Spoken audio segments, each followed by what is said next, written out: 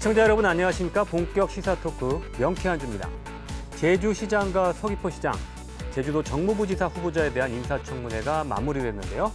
민선 8기 첫 고위직 인사인 만큼 많은 관심이 쏠렸습니다. 오늘 명쾌한주에서는 홍명한 전 더불어민주당 제주도의원, 장성철 전 국민의힘 제주도당위원장 모시고 이번 인사청문회 임명에 관한 이야기 함께 나눠보겠습니다. 예, 두 분 안녕하세요. 네, 안녕하십니까. 예, 행성시장 인사청문회가 먼저 지난주에 진행이 됐고요. 강병삼 제주시장 후보자, 이종우 서귀포시장 후보자에 대한 여러 가지 의혹이 제기되면서 도의회에서 여야 가릴 것 없이 맹공을 펼쳤습니다. 오영훈 지사 결국 두 후보자를 모두 임명했는데요. 먼저 준비된 영상부터 보시겠습니다. 오영훈 도지사가 농지법 위반과 부동산 투기 의혹으로 논란이 일고 있는 강병삼 제주시장과 이종우 서귀포시장의 임명을 강행했습니다. 강병삼, 이종우 두 행정시장 후보자에 제기된 농지법 위반과 부동산 투기 의혹 논란에 대해 오영훈 지사는 정면 돌파를 선택했습니다. 이번 인선 과정에서 제기된 문제들을 교훈 삼아 다시 마음을 가다듬는 채찍질로 삼겠습니다. 임명장을 받은 강병삼 제주시장과 이종우 서귀포시장은 각각 곧바로 제주시와 서귀포시청에서 취임식을 열고 업무를 시작했습니다. 제가 나이도 젊고 그 과정에서 많은 이제 우려를 드린 점도 있지만 그런 게 시민들께 그 정책으로 행동으로 이제 보답이 될 수 있도록 도정을 시정이 잘 녹여내고 또 시민들의 뜻을 잘 받들어서 결코 길지도 않지만 또한 결코 짧지도 않은 2년 소임을 다하고자 노력하겠습니다. 임명 강행을 둘러싼 파장은 당분간 계속될 것으로 보입니다. 인사청문회 이전부터 그 후보자들의 농지법 위반과 부동산 투기 의혹을 가지고 논란이 일었는데요. 청문회에서도 이 문제에 대해서 이야기가 계속 나왔고 결국 강병삼 제주시장은 부적합, 서귀포시장, 이종우 서귀포시장은 적합하다는 그 보고서를 인사청문 특위에서 채택을 했는데 오영훈 지사가 며칠 동안 고심하다가 결국 두 사람 모두 임명하는 것으로 결론을 냈습니다. 책임은 자신 지겠다라고 하면서 임명했는데 오영훈 지사의 결정, 선택 어떻게 보시나요? 아마 오영훈 지사가 이게 임명하기 전에 기자회견을 했죠. 기자회견하면서까지 어떻게 보면 이제 도민들에게 양해를 구할 정도로 본인도 상당히 고심을 한 모습을 이제 도민들에게 보였고, 저희 민주당도 어떻게 보면 같은 여당이지만은 민주당 의원들이 중심이 된 인사청문회에서도 부적합 이견을 이렇게 했는데 이러한 인사를 하기가 상당히 곤혹스러웠겠죠. 이게 상당히 참 저도 이 인사청문 제도라든지 이런 부분에서 좀 상당히 어떻게 보면 이게 문제가 있지 않냐. 그렇다고 이게 다 인사 추천돼 있는 거를 또 이게 안 할 수도 없는 그런 어떤 문제도 있고 그래서 상당히 뭐한데 상당히 좀 이번 인사청문 결과를 보면서 좀 안타까운 측면이 좀 있다 그런 생각이 듭니다. 장성철 위원장님은 뭐 어떻게 보시나요? 예견된 인사 참사다 이렇게 생각합니다. 지난번에도 제가 그 강병삼, 이종우, 김의원 세 분이 뭐 개별적인 평가를 뒤로 하고 오영훈 도지사하고 선거하고 인연이 깊은 오영훈 도지사 직속 라인으로만 세 사람을 모두 한 게 이게 권력 독점 인사다. 근데 권력 독점을 하다 보면 자기 주변의 사람만 써야 되고 그러면 인재풀이 한계가 오고 또 인재풀이 한계다 보니까 이게 고를 수 있는 사람이 몇 없고 그래서 후퇴할 수도 없는. 만약 이번에 후퇴하면 아까 그 홍명환 의원 지적했듯이 고를 사람 없어서 더 힘들었을 수도 있는. 왜냐하면 권력 독점 인사의 그 틀에서 벗어나와야 되는데 여전히 그 생각을 확고히 갖고 계세요. 뭐 교훈 삼아서 다음부터는 이 문제를 뭐 이번에 생긴 문제를 교훈 삼아서 뭐 잘하겠다, 심기일전하겠다 뭐 그런 식의 말씀했는데 그 문제가 뭔지를 본인이 잘 판단을 못하는 게 아니냐. 그래서 결론은 도민들이 갖고 있는 눈높이하고는 정면으로 다르고 또 하나는 더불어민주당의 중앙당도 이게 이 농지법이나 부동산 투기 문제와 관련된 분들에 대해서는 국민권익위원회 그때 그 지적된 분들에 대해서 제명 혹은 출당 이런 걸 요구했던 것처럼 또 이번에 도의회에 있는 다수의 더불어민주당 도의 의원들이 또 부적격까지 낸 이런 모든 당론을 위반하면서까지 강행하는 그 부분이 결국은 도민들의 또 당원과 지지자들의 신뢰 상실로 이어지고 도정 운영에 큰 부담이 될 것이다. 오영훈 도정 4년 내내 큰 짐이 될 것이다. 그렇게 생각합니다. 네, 이제 구체적으로 인사청문회 나섰던 후보자 한 명씩 짚어보겠습니다. 먼저 강병삼 제주시장 인사청문회 영상부터 보시겠습니다. 의원들은 여야 가릴 것 없이 농지법 위반과 땅 투기 의혹에 대해 집중 질의를 이어갔습니다. 6억 5천만입니다. 평당 약 150만 원 정도 평당 땅값이 이렇게 해가지고 사는데 이거를 투기가 아니면 농사 지으려고 살 수가 있겠습니까? 26억이 1년이면 이자 4%만 잡아도 1억입니다. 예, 맞습니다. 그렇죠? 예. 어느 미친 사람이 26억을 투자해가지고 농사를 짓습니까? 재산 증식의 목적이 없다고 그렇게 단언해서 말씀드릴 수는 없겠습니다. 보험이 돼야 되실 어떤 변호사분들이 같이 이렇게 하셨다는 것은 이건 도민들을 우롱하는 채석밖에 안 돼요. 후보자님, 제가 정확히 말씀드리겠는데 지금이라도 사퇴할 의사는 없습니까? 하지만 강 후보자는 사퇴 요구를 거부했습니다. 지금 시점에서 사퇴를 하는 건 오히려 더 무책임한 결정이 아닐까 하는 생각도 있습니다. 영상 보셨는데요. 방금 보셨듯이 인사청문 특위위원장이 자진 사퇴할 생각이 없냐는 이야기까지 나올 정도로 상당히 그 후보자가 곤욕을 치렀어요. 그 원인이 제주시 아라동과 에어르베 토지를 실제로 경작하지 않으면서 동료 변호사들과 함께 투기성으로 매입한 것이 아니냐. 특히 지금 보셨듯이 구체적인 금액들도 나오잖아요. 그래서 본인도 재산 증식의 의도가 전혀 없었다고는 제가 얘기 재산 증식의 의도가 있었다. 어느 정도 인정을 했고요. 그래서 도의회에서 부적합 의견까지 나왔는데 뭐 두 분도 지금 언론 보도라든지 청문회 과정 보셨겠습니다만 이 강병삼 제주시장 후보자 인사청문회 과정 보시면서 뭐 어떻게 보셨는지 강병삼 시장 임명에 대해서는 어떻게 평가해 주시죠? 많은 분들이 요구했듯이 저도 강병삼 후보 이 시장이죠. 네. 그 제주시장 자리만이 아니고요. 예. 다시는 공직에 나오시면 안 되는 분이에요. 다시는요? 예. 이미 좀 그러니까 이게 했습니다만. 공직에 갈 수 없는 분인데 이게 오영훈 도지사가 하여튼 제대로 된 인사를 못한 건데요. 법률 관계가 복잡한 땅이었다 그래요. 유치권까지 있었고 그걸 또 본인이 다 풀어서 낮은 가격에 이제 경매를 하는. 그러니까 제주도에 그 좀 선량하고 제대로 원칙적으로 살아가는 변호사분들이 꽤 계신데 아 변호사 다 그렇게 하는 거냐 이런 비난의 소지도 생기는 거고요. 또 하나는 그 진보당, 뭐 녹색당 이렇게 진보 계열의 정당 활동을 그 당적을 가지면서 해오셨더라고요.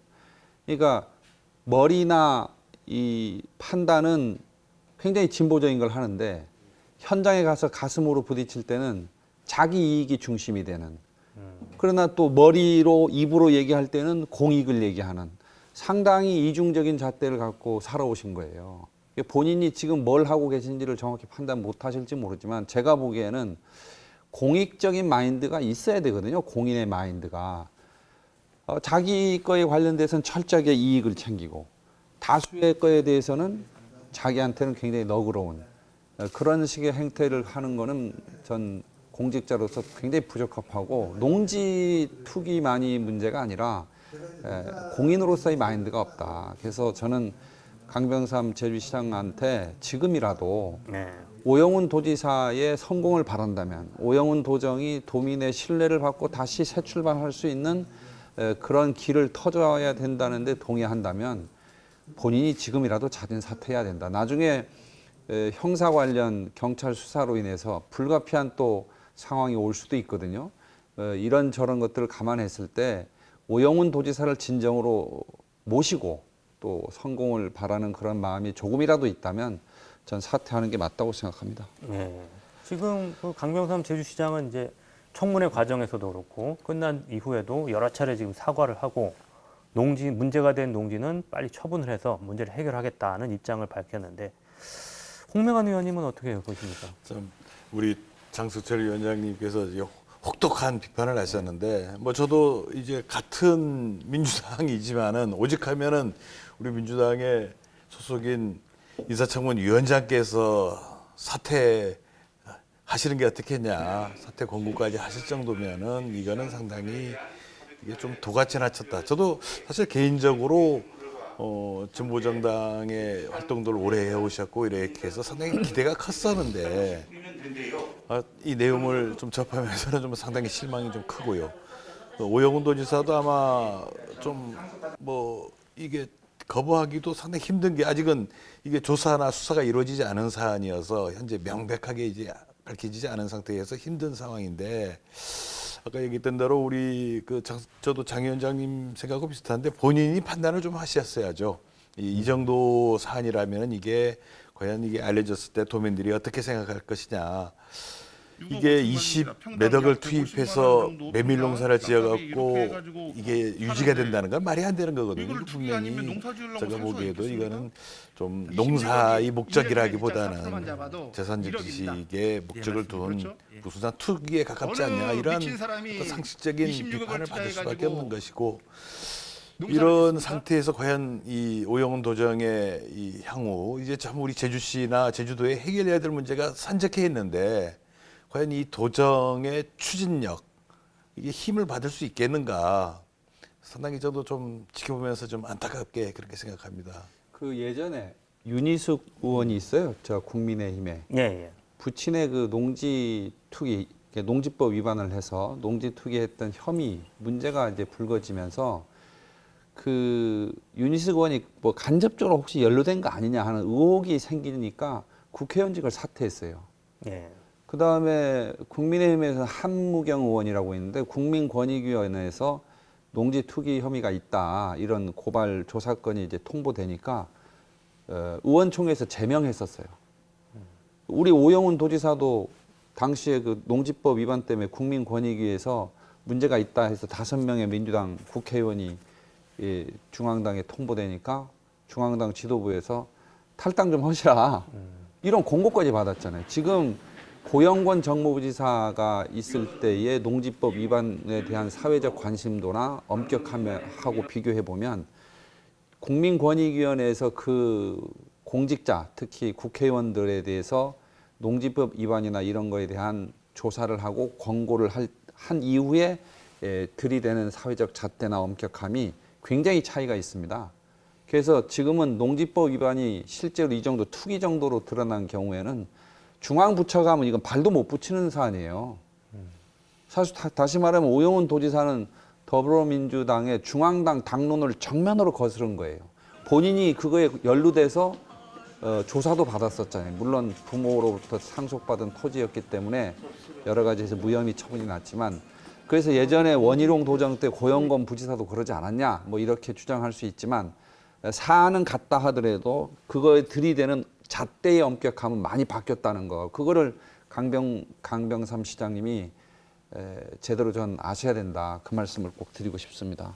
그 오늘 뭐 우리 농민단체 쪽에서나 이렇게 해서 아마 이제 그 고발 뭐 이렇게 되면서 아마 진행이 되겠죠. 근데 아직 정확한 내막이 아직은 이제 아직은 밝혀진 게 아니고 확정된 건 아니기 때문에 조금 지켜보면서 이렇게 판단하면 되는데 사실 이제 도민의 눈높이 우리가 상식적인 선에서 봤을 때는 야, 이건 도저히 이게 농사라는 목적하고는 거리가 멀지 않냐 이런 비판에서는 자유로울 수 없다 이런 거죠. 생각입니다. 그러니까 법의 잣대로서 평가하는 부분과 도덕적인 부분이 있는데 우선은 강병삼 후보자는 스스로 이게 집가 상승으로 재산 좀 늘리려고 한 거다라고 사실상 시인했잖아요. 본인도 인정했죠. 인정했으면 그거에 대한 책임을 지는 게 공인의 자세인데 이분은 늘 잣대가 두 개예요. 공익적인 잣대하고 자기와 관련된 잣대가 다른 거예요. 지난 10년 동안 진보정당 당적을 갖고 활동하면서 이런 일을 동시에 했거든요. 뭐 녹색당이나 진보정당에 관련된 좀 사회개혁적인 의제에 관심을 표하지 않고 오로지 변호사 업무만 하고 또 토지 이런 투자랄까 이런 것만 했다 그러면 뭐 이중잣대까지는 우리가 비판할 수 없는데 이분은 두 가지 행태를 동시에 해오신 거예요. 이건 공인으로서는 해서는 안 되는 일이거든요. 그래서 전 그 법의 어떤 평가가 나온 다음에 뭐 우리가 판단해야 되지 않냐 하는 일부에서 그런 주장이 있는데 이미 도덕적 잣대에서 평가가 이미 끝나버렸기 때문에 강병선 시장님은 오늘부로 내려오시는 게 맞다고 생각합니다. 상당히 우리 이게 바라볼 때 누가 하느냐에 따라서 그런데 과거에 이제 취임한 지 이제 며칠 안 지났습니다. 이 보수 정당에 있는 분들은 의례 그리려니 이렇게 생각하시는데 몰라도 우리 또 이쪽 진보적인 성향에 있는 분들은 조그만 문제라도 하면은 좀 억울한 면이 있다. 네. 이건 국민의힘이냐 민주당이냐 뭐 녹색당이냐 이런 식으로 접근하면 그거야말로 그건 진영 대결하는 거고요. 제주시장 자리가 무슨 국민의힘 하자고 민주당 하자고 그런 거 아니잖아요. 좀 전에 아니요, 진보정당을 하셨다고 그러길래. 아니 그러니까 그러면서 사회 개혁적인 일을 해온 걸 은근히 자랑하셨잖아요.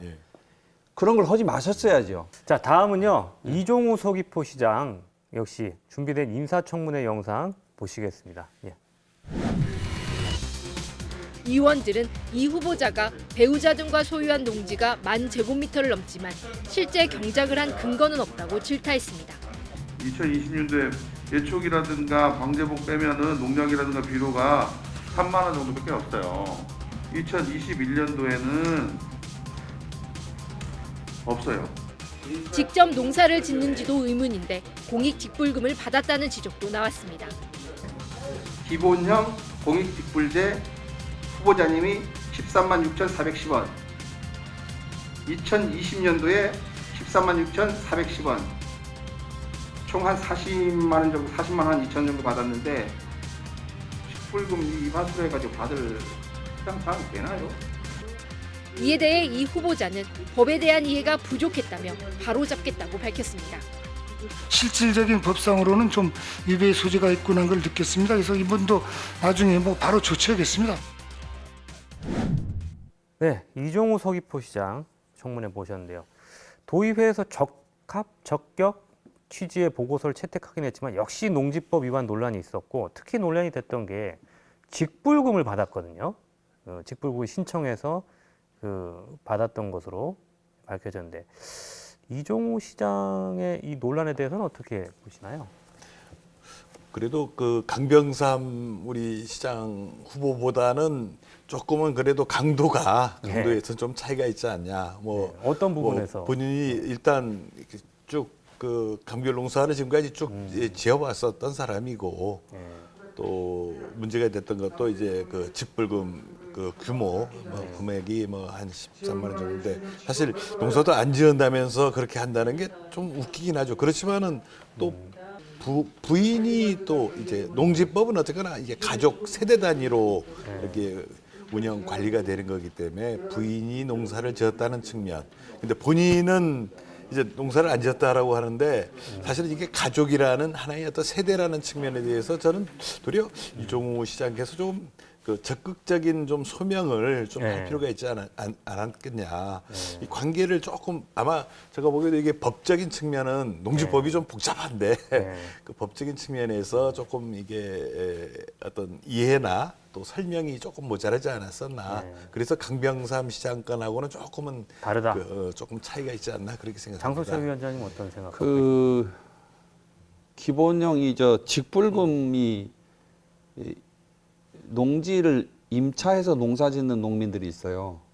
이분들한테 가지 않고 땅 소유주한테 그 땅 소유주가 농사짓는 것처럼 해서 직불금이 지주한테 가고 있다.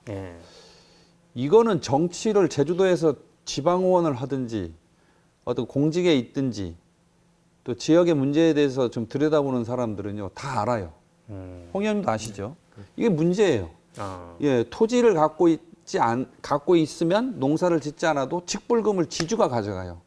그래서 이게 직불금 제도에 대한 제도 개선에 어떤 방안이 이게 돼야 된다 하는 건 오래전부터 지적이 되었던 건데 전 이종우 시장님이 이걸 몰랐을까? 본인이 이제 확인해서 문제가 된다면 시정하겠다고 하셨거든요. 아니 저는 당연히 알고 아까 답변도 보니까 아는 뉘앙스거든요. 그래서 예. 그리고 그 돈 40만 원 갖고 그걸 받으려고 했던 게 난 이해가 안 돼서 예. 어떤 이런 법에 그 문제점이 있는 걸 알면서까지 그 돈을 받으려고 했다 그러면 좀 그건 개인적으로 실망이고요. 그런데 또 한편으로는 이러한 그 농지 문제라든지 직불금 문제에 대해서 정말로 본인이 그 공인으로서의 어떤 그런 마인드가 제대로 되어 있는지를 다시 한번 이렇게 되돌아보는 그런 기회가 됐으면 좋겠다 하는 생각합니다. 네, 마지막으로 김희연 정무부지사 후보자 인사청문회 영상부터 보시겠습니다. 삼선 도의원에서 제주도 정무부지사 후보자로 변신한 김희연 후보자. 국민의힘 도의원들은 오영훈 도지사의 선거 공신 보훈 인사가 아니냐며 공세에 나섰습니다. 국회의원 보궐선거의 전략공천으로 인한 그 어떤 보상 차원으로 정무부지사 후보로 내정되었다는 여론이 있는데 우리 후보자께서는 어떻게 생각하고 계십니까? 의식이 비슷한 사람끼리 서귀포 시장, 제주시장, 정무부지사를 했을 때 올바른 도민의 합리적인 여론을 잘 전달하고 반영될 수 있겠느냐. 아마 삼선위원회 경륜과 또 지역 주민들과의 소통 문제, 이 부분이 가장 중요하다고 생각을 하지 않았나. 그런 과정 속에서 정무부지사의 역할에 적합하다라고 판단을 내렸다고 저는 생각하고 있습니다. 네, 좋습니다. 반면 더불어민주당 도의원들은 같은 당 원내대표였던 김 후보자를 감싸거나 치켜세워 눈길을 끌었습니다. 위원장 그 두 번 하셨고 그다음 부의장님 이렇게 하시면서 아마 업무 능력은 굉장히 있다고 생각하고 있는데요. 여기서 있는 청년성도 지금 검증받고 있고 농지법 위반 또는 주민등록법 위반 사항이 보이지 않아서 본 의원은 상당히 고무적이라고 이제 생각을 했습니다. 자, 김희연 정무부지사 후보자 적격 판정을 받았습니다. 도의회에서. 농지법 문제는 여기서는 안 나왔어요. 그러다 보니까 큰 논란도 없었고 특히 김희연 후보자가 도의원 3번 하셨죠. 그리고 더불어민주당의 직전 원내대표를 맡았던 경력이 있다 보니까 청문회를 비교적 수월하게 통과한 거 아니냐. 근데 반면에 좀 너무 맹탕 청문회가 아니었냐는 지적도 있는데 자, 김희연 후보자 그 어떤 청문회 어떻게 보셨습니까? 저는 우선은 오랜 동안에 도의 의원 활동을 하면서 도의 의원도 권력이에요. 네. 그런 자리에 있으면서 그거를 이용해 가지고 본인의 이익을 혹은 재산을 이렇게 증식하는 그런 파렴치한 일을 하지 않은 것만으로도 난 상당히 긍정적으로 본다. 긍정적이다. 예, 오랜만에 긍정적인 이야기. 또 하나는 그 오영훈 도지사께서 어쨌든 뭐 선거에 관련된 인연 혹은 또 여러 가지 그 도지사 선거에 도움이나 이런 인연으로 드린 건 맞지만 3명이 다 그래 버리니까 문제인데 그래도 이 3분 중에 제가 개인적으로 누구를 그래도 꼭 오영훈 도지사 입장에서 선택했어야 되느냐 한다 그러면 저 김희연 부지사 선택하는 게 맞다 그렇게 생각합니다. 그 두 행정시장에 대한 그 문제점들이 많이 이제 스포트라이트가 이제 비춰지고 그러다 보니까 뭐 이번 김희연 부지사에 대한 어떤 관심도가 사실 떨어졌었고 떨어졌죠. 그리고 본인도 12년 정치 활동을 하다 보니까 많이 알려지신 분이에요. 많이 알려지고 검증이 되고 또 본인도 자숙해서 어떤 그 문제가 있을 만한 그런 행위를 하지 않으셨던 것 같고 특히 뭐 재산이 뭐 농지가 아예 없기 때문에 농지법 얘기는 아예 뭐 나올 수도 없었고 뭐 아마 최근에 그 이제야 그 조그마한 빌라 그 아파트 하나 정도 이제 주택도 구매했던 걸로 그렇게 해서 뭐 재산상의 문제는 아예 나왔던 게 없고 이제 주로 됐던 게 뭐 한 20-30년 전에 과거사 그 민간인 시절에 했던 문제점들 뭐 이런 것들 좀 지적하는 수준이어서 무난한 인사가 아니었나. 두 분에 비해서는 무난한 인사가 아니었나 이런 생각입니다. 마지막으로요. 이 부분을 좀 짧게 말씀해 주세요. 인사청문회 지금 무용론이 제기됐어요. 알고 계시겠지만 왜 하느냐? 응? 도입된 지 꽤 됐지만 결국엔 뭐 부적격 판정이 나와도 임명이 되는 사례도 있고 검증도 제대로 되지 않는다. 앞으로 어떻게 했으면 좋겠는지 짧게 좀 말씀해 주시죠. 예. 아니 저는 그 인사청문회 제도는 나름대로 그 의미가 크고 또 검증 뭐 한계는 있지만은 이제 검증하는 과정. 그러면 문제가 있는 사람들은 아예 이제 인사청문을 검다 갖고 지원하는 사람도 있고 그렇기 때문에 나름대로 저는 인사청문회 제도의 문제점도 있지만은 그 어떤 예방 효과가 크다. 그런데 현재 이루어지는 게 사전에 행정에서 사전 검열이 좀 이루어졌어야 되는데 그런 것이 없이 그냥 의회에다가 떠넘겨서 의회에서 인사청문회를 다 알아서 하라 이렇게 하는 거는 조금 문제가 있지 않은가. 그래서 예. 행정에서 사전에 좀 검열할 수 있는 예. 그런 제도가 좀 보완됐으면 합니다. 예, 장성철 위원장님. 그 청문회에 보내기 전에 지명하기 전에 전 오영훈 도지사가 이거 다 봤을 거라고 보거든요. 예. 그럼에도 보냈어요. 그리고 청문회에서 문제가 됐잖아요. 그럼에도 임명했어요. 전 청문회 제도 자체의 무용론보다는 청문회 제도를 둘러싼 과정과 결과를 일방적으로 무시하는 그런 인사를 하는 도정에 전 문제가 있다. 그래서 어떤 면에서는 도민들이 이번 기회에 도정에 대한 평가를 좀 냉정하게 해줘야 되는 게 아니냐. 그래야 청문회에 대한 결과나 과정을 존중하는 그런 도정의 리더십이 생기지 않겠냐. 그렇게 생각합니다. 네, 오늘 두 분 말씀 고맙습니다. 예.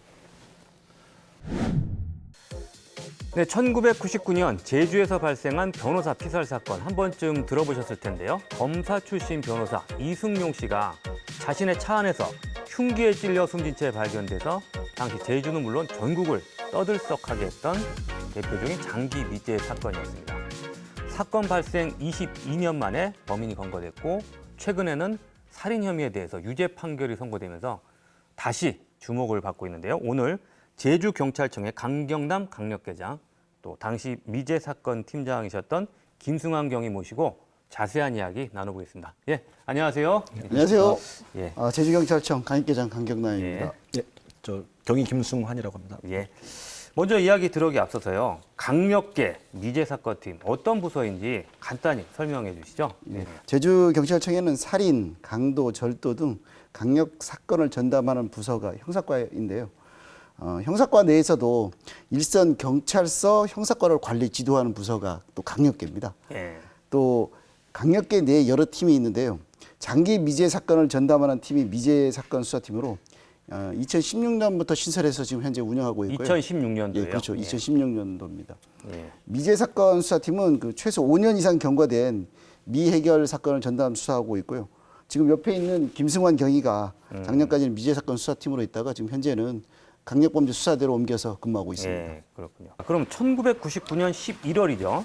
제주시 삼도동에서 이승용 변호사가 피살되는 사건이 발생됐고 얼마 전에 피고인이 항소심 재판에서 살인죄로 징역 12년이 선고됐습니다. 이 사건 오래돼서 모르는 분도 좀 계실 것 같아요. 그래서 이 사건 어떤 사건이었는지 먼저 간략하게 좀 설명해 주시죠. 예. 제가 설명드린다면 이승용 변호사 살인 사건은 1999년 11월 5일 새벽에 예. 제주시 북초등학교 뒤편에서 발생한 사건입니다. 당시에 새벽에 지나가던 행인에 의해서 발견되었고요. 예. 신고가 이루어지면서 수사가 착수되고 수사본부도 차려지는 등 대대적인 수사가 이루어졌지만 그 용의자를 특정하지 못해가서 네. 2014년 11월 4일부로 공소시효 완성되어 종결되었던 사건입니다. 그와 관련해가지고는 예, 그 당시 그 수사 기록을 보면 예. 그 피해자는 좌측 팔, 그다음에 가슴 부위, 예. 복부 부위에 그 예리한 흉기로 그 찔려가지고 그 몇 사망을 차례 했습니다. 정도 찔린 걸로 지금 추정이 됩니다. 지금 부검 감정서에 보면 예. 좌측 팔 2개소, 예. 그다음에 복부 부위 2개소, 그다음에 심장 그 흉골을 뚫고 심장 부위까지 찔린 상처 이렇게 나와 있습니다. 예. 예, 그런데 이제 그 결정적 사인은 예. 그 흉골을 관통해가지고 심장을 찔러서 예. 과다출혈로 사망한 게 가장 결정적인 사인입니다. 예. 그 당시 수사팀에서는 이 우발적 범행이 아니고 청부살인, 또는 보복 살인 쪽에 중점을 둬서 수사를 진행했는데 결국 그 단서를 발견하지 못해가지고 종결되었었습니다. 당시에 경찰에서도 이제 대대적으로 수사를 했었는데 당시에는 범인을 잡지 못했단 말이에요. 그때 당시에는 어떤 어려움이 있었던 겁니까?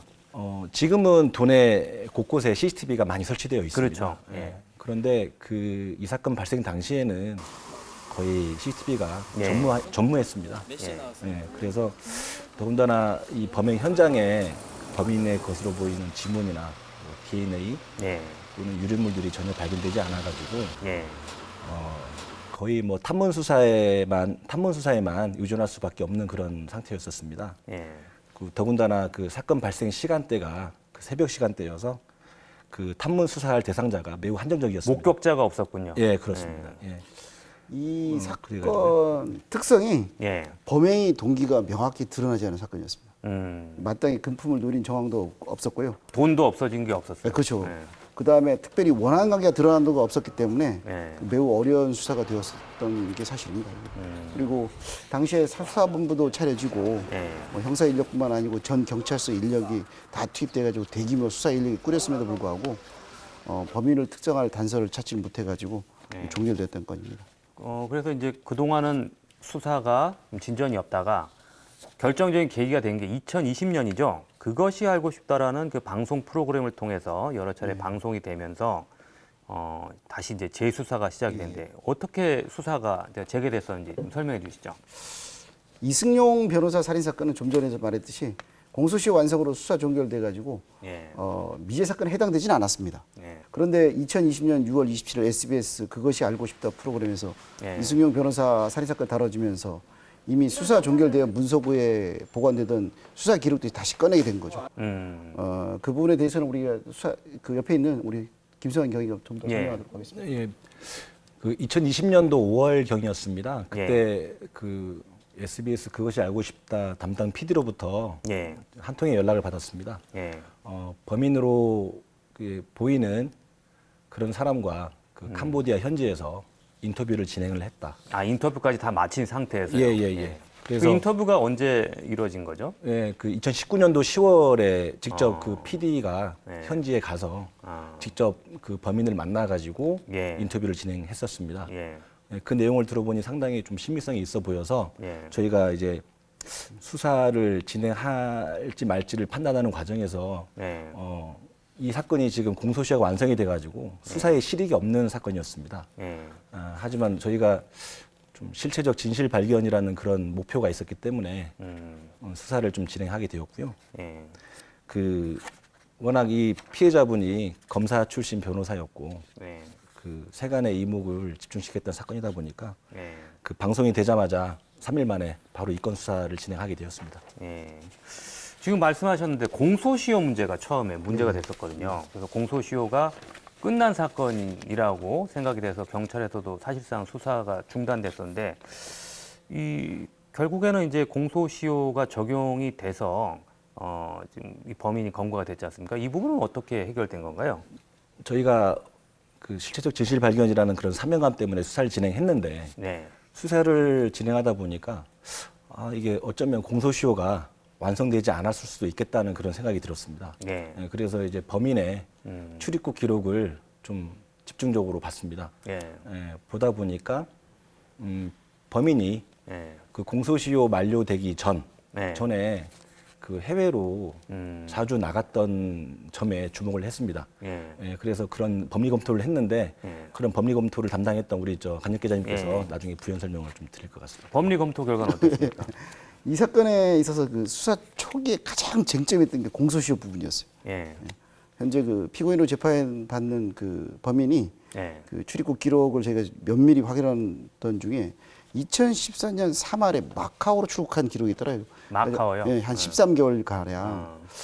그래서 그 처벌받은 사건뿐만 아니고 전국 경찰 관서에서 취급하는 사건이 있었는지 이 사람과 관련해서 저희가 면밀히 검토하는 와중에 마카오로 출국하기 이전에 형사 고소가 됐고 그 다음에 마카오로 출국된 이후에 국외 도피로 인해 가지고 기소 중지된 걸 저희가 찾아냈습니다. 그때 정말 짜릿했는데요. 유사한 그런 어떤 그 사례를 찾아낸 거군요. 그렇죠. 이 사건하고 전혀 관계없이 이 피고인인 범인이 전국을 다니면서 나름대로 또 추가 범행, 그러니까 이런 유형은 아니고요. 다른 유형의 범행들이 있는 것들이 있더라고요. 그게 그런 사건들을 보다 보니까 마침 출국하기 전에 고소가 됐고 출국한 이후에 기소 중지된 건 있는 걸 확인했습니다. 근데 그게 왜 제가 짜릿한다고 아까 설명을 드렸는데 하면은 형사처벌을 받지 않을 목적으로 그 해외 출국한 경우 공소시효가 그 기간 동안 연장이 되도록 되어 있습니다. 근데 그 기간 연장된 기간에 형사소송법이 개정이 됐습니다. 일명 태완이법이라는 법에 가지고 살인죄의 공소시효가 폐지되거든요. 딱 그 시점에 걸렸군요, 그게. 딱 연장된 시점에 이게 폐지돼 버린 그 거예요. 13개월 동안 출국했던 부분을 가산하면 살인죄가 공소시효가 폐지된 그 이후가 되는 거죠. 그렇죠. 그래서 원칙적으로는 태완이법이 적용할 수는 없었어요. 이런 외국 출입한 기록이 없었으면은. 근데 딱 그 13개월이라는 기간에 연장되면서 딱 그 기간 안에 했는데 어쨌든 그 공소시효가 완성되지 않고 남아있다는 게 입증이 되니까 바로 체포영장을 신청할 수 있었고 또 인터폴 적색 수배를 통해서 국내로 송환할 수 있었어요. 당시에 경찰에서 처음에 검거됐을 때는 이제 살인 교사 혐의를 아마 적용해서 검찰에 송치를 했던 걸로 보도가 된데 그때 당시에 살인 교사를 적용한 이유는 어떤? 그 살인 교사 그 적용 제명에 대해서는 사전에 검찰과 협의가 있었습니다. 그 이 피고인 이 범인이 인터뷰라든지 저희 쪽에 그 진술을 했을 때 그 상해 교사 부분까지는 인정을 했는데요. 그런데 그 흉기에 찔린 그 상처 부위라든지 그다음에 어떤 그 범죄 심리학자들의 어떤 그런 자문 결과 그런 내용들을 봤을 때 살인의 미필적 고의가 있다고 판단해가지고 확신이 생겨서 이렇게 이제 그러다가 다시 또 이제 정식으로 재판에 넘겨졌을 때 기소됐을 때는 다시 또 이제 검찰에서 살인 혐의를 적용을 했었죠. 이때는 또 어떤 그 이유가 있었습니까? 처음에는 살인 교사 제가 했는데 저희 경찰 수사 단계에서도 그 살인의 공동 정범을 적용하려고는 했습니다. 사실은 뭐 그 방송 인터뷰라든지 한 내용이라든지 그리고 저희들도 자체적으로 경찰 우리 미제팀에서 수사를 하는 와중에 이 사람이 너무 그 정범이 아니면 알 수 없는 내용들을 너무 많이 알고 있었거든요. 뭐 범행에 사용된 흉기라든지 그런 걸 너무 구체적으로 설명하니까 그다음에 우리 프로파일러 분석이라든지 범죄 심리학자들 또한 이 사람이 정범의 가능성이 매우 높다고 하기 때문에 우리가 구속하고 송치한 이후에 검찰하고 한 번 더 협의를 한 게 뭐냐면 죄명 자체를 공동정범으로 가고 싶다 해가지고 사전에 조율을 했는데 검찰 쪽에서는 체포영장에 제가 받을 당시에 살인 교사를 적용했거든요. 이게 좀 기간이 짧으니까요. 그 검찰에 송치하기까지. 그렇죠. 기간도 짧고 일단은 체포영장에 적시된 범죄가 살인 교사이기 때문에 일단 살인 교사로 먼저 송치해 달라. 처음부터 일단 살인 혐의를 이제 적용하려는 이제 생각은 다 있었고요. 저희도 했었습니다. 그 범인 검거 과정도 한번 되짚어 볼게요. 당시에 이제 체포영장이 발부되고 이 사람이 당시 이제 캄보디아에 숨어 있었던 걸로 알고 있는데 당시에 이 해외에 있는 범인을 검거하는 과정도 쉽지 않았을 것 같은데 그때 당시에 검거 상황에 대해서 좀 설명해 주시죠. 정말 이 사건은 경찰하고 검찰뿐만 아니고 제주경찰하고 경찰청 인터폴 수사계 그다음에 현지 경찰 주재관이 긴밀한 공조가 있어서 사실 잘 됐어요 이게. 사실 캄보디아가 외국에 나가 있었고 그 당시에 그 코로나 상황으로 해가지고 그렇죠. 이 국내나 국외 이 입출국 자체가 매우 까다로운 상태였거든요. 우리 경찰이 가서 직접 검거 활동을 하기는 사실 어려운 상황이었죠. 그것도 어렵고 어쨌든 초창기부터 검찰하고 협력이 잘 되다 보니까 체포영장을 받는데도 상당히 수월하게 도움을 받을 수 있었고요. 또 그걸 바탕으로 해서 인터폴계에서도 이 사건이 워낙 유명하다 보니까 바로바로 이 적색 수배가 이루어졌습니다. 적색 수배가 된 지 딱 2달 약간 지나서 바로 검거됐거든요, 현지에서. 또한 검거되더라도 이게 송환되는 게 코로나 상황으로 해서 매우 진짜 까다로운 부분이 너무 많았습니다. 이게 격리되는 기간으로부터 그다음 그 검사 받는 기간이라든지 그런 절차가 캄보디아에서는 캄보디아에서 해야지만 또 국내에서 또 국내에서 또 해야 되거든요. 근데 그럼에도 불구하고 이렇게 현지 경찰이 주재관들도 계속 왔다 갔다 하면서 많은 현지 경찰하고 협의도 많이 해주고 해서 그런 부분이 상당히 신속히 진행됐습니다. 그런 점에서 보면은 저희는 뭐 검찰이라든지 또 경찰청 인터폴계라든지 경찰 주재관한테 정말 감사하다고 생각합니다. 당시 범인이 그 캄보디아에서 검거됐을 그 당시의 상황은 어땠는지 좀 구체적으로 말씀해 주실 수 있나요? 일단은 그 범인은 저희 인터폴 수배 건으로 해서 검거된 게 아니고요. 그 당시 그 머물고 있던 곳에서 다른 장소로 거처를 옮기다가 그 현지 캄보디아 경찰관들에 의해서 부신검문에 의해 가지고 불법 체류자로 검거가 됐습니다. 그 이후에 저희가 인터폴 수배에 내린 게 확인돼 가지고 저희 쪽으로 연락이 온 거고요. 그래서 송환 절차를 밟고 저희 쪽에서 그 호송팀을 그 캄보디아로 보내가지고 검거 당시에 약간 우연하게 검거된 뭐 상황도 있었군요. 예, 그렇습니다. 예. 그 재판이 이제 최근에 열렸는데 이번에 이제 항소심에서는 이제 징역 12년 그 살인죄에 대해서 유죄가 선고됐고, 근데 1심 판결에서는 좀 판결이 엇갈렸어요. 근데 그 당시에는 PD를 협박한 혐의, PD를 협박한 혐의만 적용이 돼서 징역 1년 6월 그렇죠. 판결이 좀 엇갈렸는데 그동안 뭐 수사 이후에도 재판을 쭉 그 주의 깊게 보셨을 것 같은데 어떤 부분에서 재판부의 판단이 달라졌다고 보십니까? 이 과정에 대해서 좀 지켜보시면서. 일단 1심과 달리 항소심에서 그 유죄를 이끌어낼 만한 중요 증거가 추가 제출된 건 없습니다. 그렇죠. 없었는데요.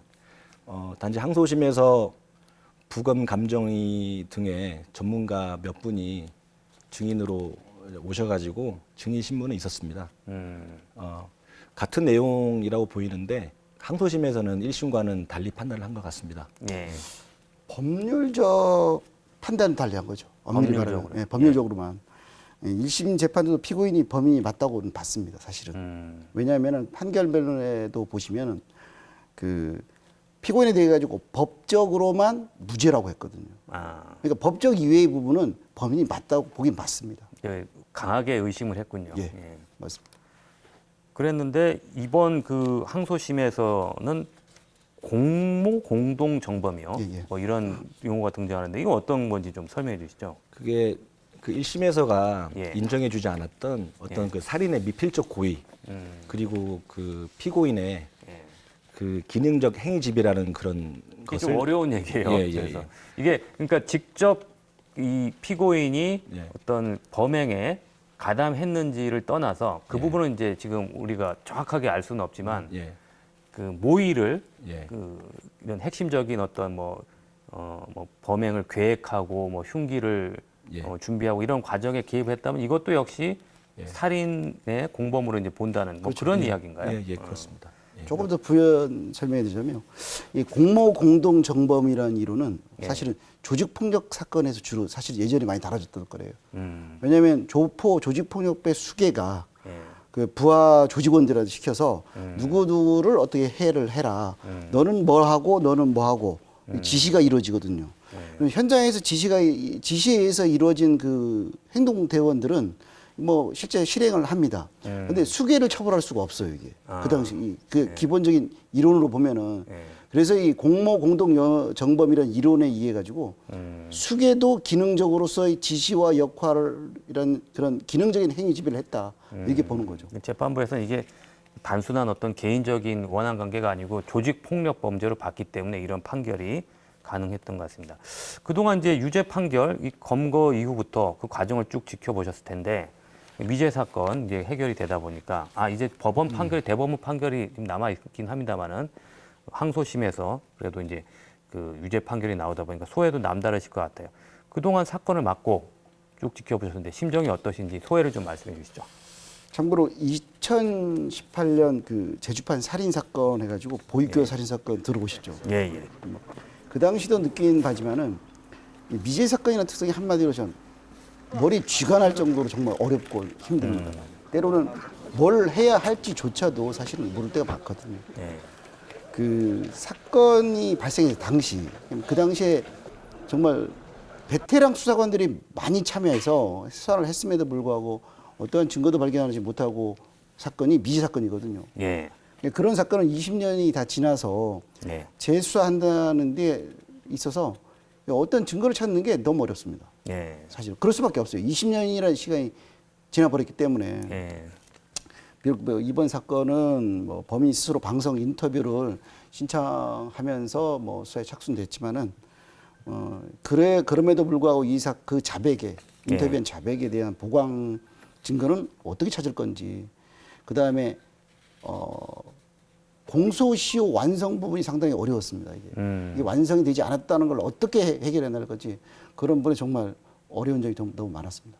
2018년도에 언론 보도가 되었던 그 어린이집 보육교사 사건이 2020년도 7월에 항소심 무죄가 났습니다. 예. 그래서 좀 많이 힘든 시기였는데 다시 또 이 이승용 변호사 사건을 맡아서 수사를 진행하게 됐는데 워낙 오래된 사건이다 보니까 어디서부터 뭘 해야 될지를 처음엔 너무 막막했었습니다. 근데 예. 이제 피고인의 주변 인물을 좀 이렇게 만나면서 탐문을 해야 될 상황이었는데 주변 인물들이 그 피고인이 범인이 조직폭력배라는 어떤 그런 것 때문에 진술을 많이 꺼려했거든요.